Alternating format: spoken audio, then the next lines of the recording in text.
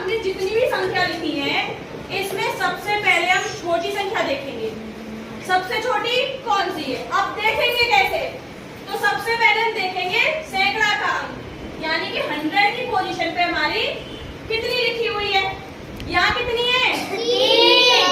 यहाँ पे कितनी है? 9। यहाँ कितनी है? 2। यहाँ कितनी है? 6। यहाँ कितनी है? 2। और यहाँ कितनी है? 4। इन सबसे छोटा कौन सा है? 260। 2 वाली संख्या सबसे छोटी होती है।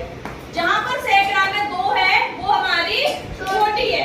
अब यहाँ पे 2 वाली भी हमारी कितनी संख्या है? 2 संख्याएं।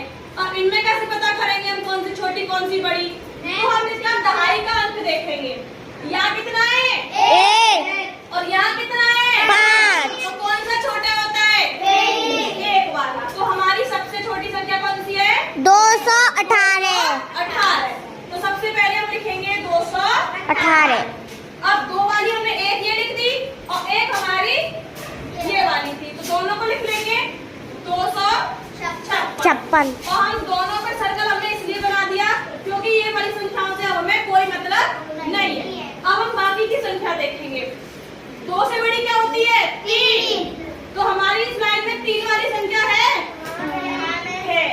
ये वाली संख्या। इसमें पहला नंबर कितना है? 3। अब ये देखो 3 वाली और भी कोई संख्या है? नहीं है। तो हम सबसे पहले इसको लिखेंगे अब 346। इस वाली संख्या का भी